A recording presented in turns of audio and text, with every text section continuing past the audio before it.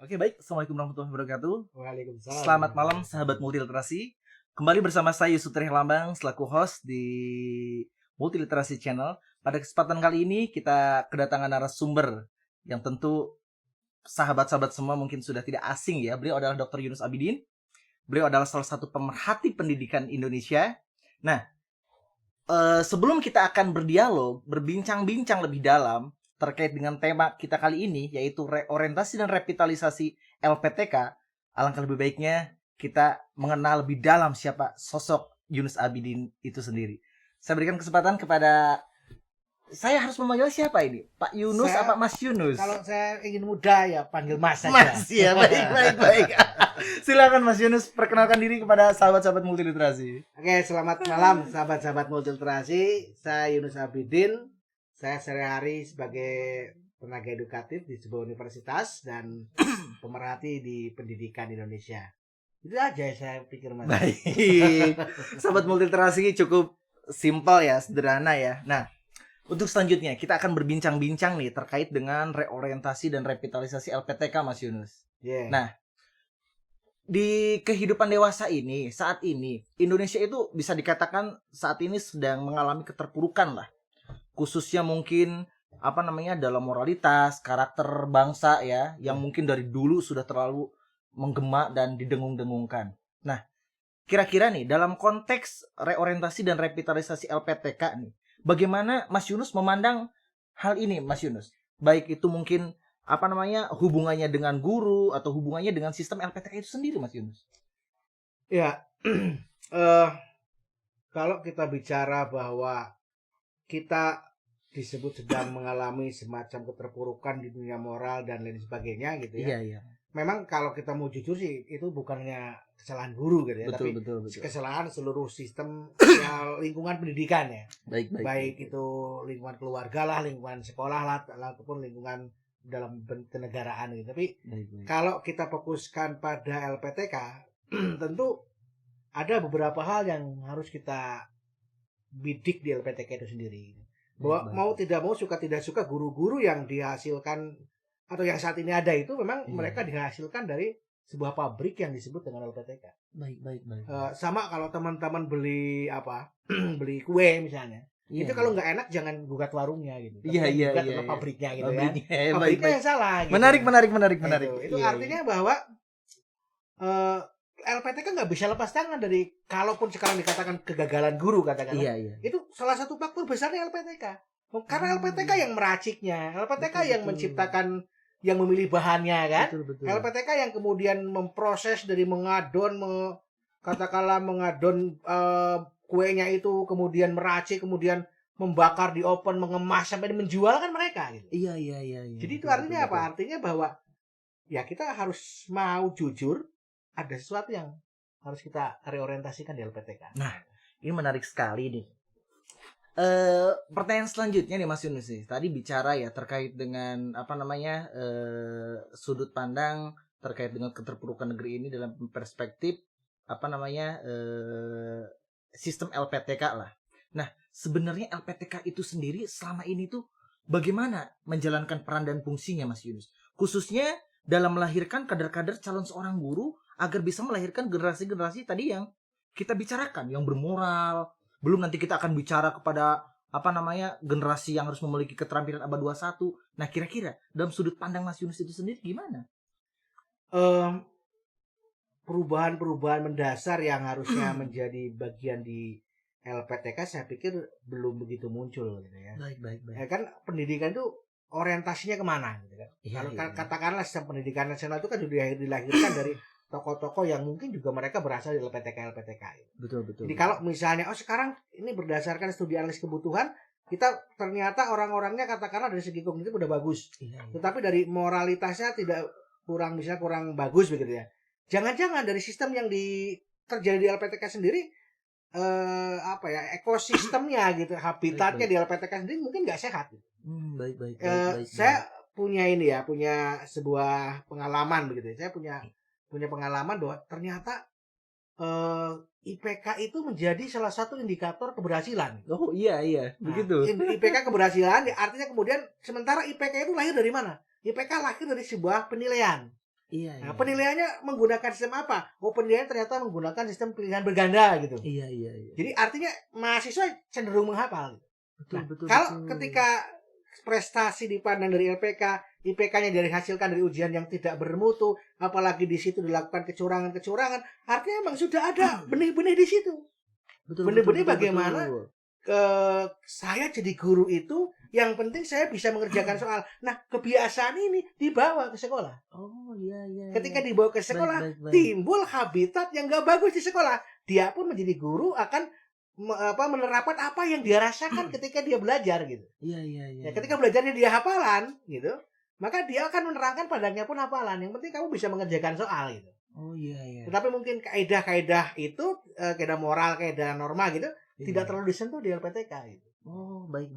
Itu ke bawah-bawah Mas. Berarti itu artinya ada atmosfer atau iklim akademis yang mungkin kurang menunjang untuk bisa melahirkan kader-kader yang mungkin tadi yang dikatakan. Atau mungkin dalam sudut pandang saya, mungkinkah hal ini disebabkan karena kesalahan kurikulum atau mungkin landasan filosofis dari kurikulum itu sendiri? Mas Yunus, Ya. Gimana kira-kira dari sudut pandang Mas Yunus nih? Ya salah satunya barangkali kurikulum ya. Baik. Salah duanya ada yang disebut hidden kurikulum. Hidden kurikulum, iya. Tapi kita bisa lihat dari kurikulum lah pertama. Kurikulum itu kan dilahirkan dari dua sudut pandang. Pertama ada yang disebut dengan sudut pandang scientific vision. Scientific itu pandangan keilmuan. Jadi sebuah kurikulum mestinya dihasilkan bahwa ke depan itu ilmu akan berkembang seperti apa, sehingga kurikulum kita harus mengacu pada perkembangan ilmu tadi. Baik. Kedua, bahwa kurikulum dihasilkan dari apa yang disebut dengan market signal, kebutuhan pasar. Iya. Nah, itu harus seimbang gitu. Karena kalau kita menciptakan kurikulum yang hanya berbasis pada scientific vision, mungkin kita tidak akan mempertimbangkan masyarakat. Sehingga kurikulumnya mungkin akan sangat melonjak, lulusannya bagus gitu, tapi tidak terpakai di masyarakat. Kenapa? Karena mereka terlalu tinggi, high misalnya low quality gitu ya. Iya. Sebaliknya, ketika kita hanya berorientasi pada kebutuhan pasar, kita akan menciptakan generasi yang mungkin akan hidup yang berguna begitu. 1, 2, 3, 5 tahun lah, 10 tahun lah maksimal. Selebihnya ketika perkembangan ini berkembang, dia mungkin akan mengalami kesusahan mengalami perkembangan. Jadi mestinya kurikulumnya didasarkan pada scientific vision dan market signal. Kalau sekarang market signalnya misalnya adalah bagaimana mendidik anak yang bermoral, yang bermutu, berarti kurikulum di LPTK-nya tolong ada dimensi-dimensi itu yang menjadi bagian tidak terpisahkan dari kurikulumnya. Implementasinya di kampus, di hidden kurikulumnya, tentu itu harus menjadi dijunjung tinggi gitu. Tapi gini Mas, ada sesuatu yang menurut saya perlu diperhatikan ketika kita bicara hidden kurikulum gitu. Hidden kurikulum yang dimaksud dalam pandangan saya itu bukan hanya bagaimana misalnya seorang guru mempertahankan status quo-nya. Iya. Kuliah mesti pakai celana, pakai rok begitu ya. Harus apa gitu. Tapi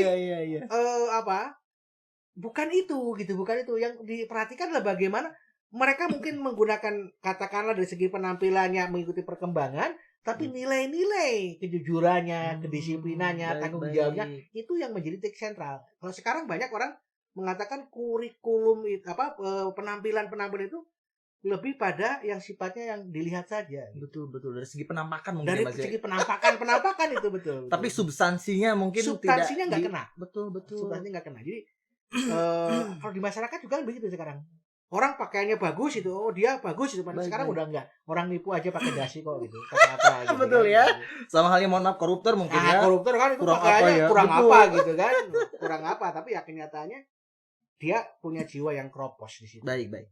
Jadi itu artinya bahwa memang ada suatu pemikiran agar LPTK itu bisa memahami dua hal tadi ya. Yang pertama itu adalah tadi scientific vision dan kedua itu adalah market signal ya. Artinya tadi seperti apa yang dijelaskan oleh Mas Yunus, berarti sebenarnya esensinya itu bagaimana LPTK itu harus tetap berpegang teguh pada nilai-nilai progresifis. Progres artinya kita maju mengikuti perkembangan zaman dan ada nilai esensialis mungkin. Yang perlu menjadi dasar ya. Mungkin seperti itu Mas Yunus. Ya. Kalau orang banyak berdebat di teori tataran filosofis ya, ada ini esensialis, ini progresifis, ini apa gitu, kemudian saling menyalahkan satu sama lain. Betul. LPTK itu mestinya tidak hanya menggunakan satu sudut pandang itu. Betul. Ada sesuatu yang harus dilestarikan dari budaya-budaya nilai-nilai pandangan-pandangan hidup bermasyarakat ya, istilahnya apa ya, kebijakan lokal atau kebijakan kebajikan gitu ya. Betul, Yang betul. itu secara esensialis mesti dipertahankan. Betul. Lokal jenius Lokal gitu. jenius. Betul, Nah, itu kebijakan lokal tuh ya itu dipertahankan karena itu adalah sesuatu yang hidup sudah mengakar, mengurat, menadi di seluruh membumi ya, di seluruh kehidupan Indonesia gitu. Kehidupan masyarakat gitu. Iya. Ya progresifnya tadi ikut perkembangan zaman apa-apa. Nah, itu juga menjadi bagian penting. Tetapi yang dimaksud dengan esensialis tadi bukan hanya sekedar penampakan tadi. Betul. Kita kadang-kadang yang diabadikan Substansinya gitu substansinya, ya, Mas. Betul. substansinya gitu. Bahwa pakaiannya mungkin sebelum jadi guru mereka agak aneh-aneh atau menyesuaikan perkembangan zaman ya. Saya pikir nggak ada masalah selama dia santunnya dipertahankan, hormatnya dipertahankan, bagaimana daya juangnya dipertahankan, menghormati orang tuanya dipertahankan tuh nggak ada masalah kan. Betul. Sekarang kan ngeri gitu Mas. Ketika misalnya kita masuk di LPTK keguruan gitu, iya. Itu ada kasus itu. Ada meja di depan kelas, siswanya duduk di depan kelas, dosennya lewat gitu. Itu kan kalau zaman kita gitu ya, betul. Kita turunlah dari meja gitu ya. Betul. Ini enggak gitu. Nyapa sih ke gurunya, nyapa ke dosennya. Tapi dia itu nggak turun dari meja itu kan artinya dia nggak sopan gitu. Itu betul. Nah, pakaiannya bagus loh gitu ya. Pakaiannya bagus, pantas menjadi seorang guru. Ada degradasi moral mungkin ya, betul. Gitu. Nah, ini kesalahpahaman tadi juga harus diluruskan gitu. Betul. Nah, jadi mungkin dapat saya kristalkan ya bahwa esensi pembicaraan kali ini tuh khususnya tadi bicara tentang kurikulum, artinya bahwa meskipun perkembangan kehidupan sudah beranjak baik itu ilmu pengetahuan dan teknologi ke depan, tapi harus tetap menjunjung tinggi nilai-nilai keluhuran mungkin ya, nilai-nilai kebudayaan, nilai kebajikan, mungkin demikian ya, Mas Yunus ya. Kalau saya mengatakan begini, orang Indonesia itu boleh jadi ahli IT. Betul. Orang Indonesia itu boleh menjadi ahli teknologi. Betul. Orang Indonesia itu bisa pintar gitu, tapi nggak keblinger gitu. Iya. Gitu ya. Nah, orang banyak pintar, tapi nggak boleh keblinger. Nah, yang menyebabkan keblinger tadi karena dia tercerabut dari budayanya, dari masyarakatnya. Nilai-nilai normal dilanggar. Betul gitu. Ya, sosial budayanya. You can make the good people gitu. Anda bisa jadi orang baik, orang pintar, orang ahli teknologi, tapi tetaplah jadi orang Indonesia. Setuju saya. Itu penting ya. Mas Yusuf bahasa Inggrisnya bagus boleh. Bahasa Jepangnya bagus boleh. Teknologi Jepangannya bagus boleh. Tapi ketika bicara esensi kehidupan, Mas Yusuf tetap orang Cirebon kan gitu. Betul. Identitas diri agar kita itu tidak kehilangan nilai kesejatian diri lah. Nah, itu gitu. Nah, baik Mas Yunus. Yeah. Ini pertanyaan terakhir nih dari saya nih. Yeah. Terkait dengan LPTK dan terkait dengan kurikulum tadi ya, kita memfokuskan diri ya. Bahwa kehidupan saat ini tuh kan kehidupan tuh maju ya, dan kemudian dalam konteks pendidikan saat ini tuh sebenarnya bukan hal yang baru, ini sudah lama diperbincangkan, hanya implementasinya itu sepertinya mungkin sangat sulit ya, karena mungkin banyak orang yang keliru atau salah menafsirkan terkait dengan konsep triple helix. Jadi ada teori 3 dimensi di mana hubungan antara industri, kemudian pemerintah, dan kemudian universitas harus bersinergi, Mas Yunus. Bagi saya hal itu mungkin merupakan sebuah keniscayaan lah ya, apalagi dalam konteks revolusi industri 4.0. Lah, lalu bagaimana ini ketika Mas Yunus, sudut pandang Mas Yunus memahami tentang triple helix ini, tentang hubungan antara industri, pemerintah, dan universitas, itu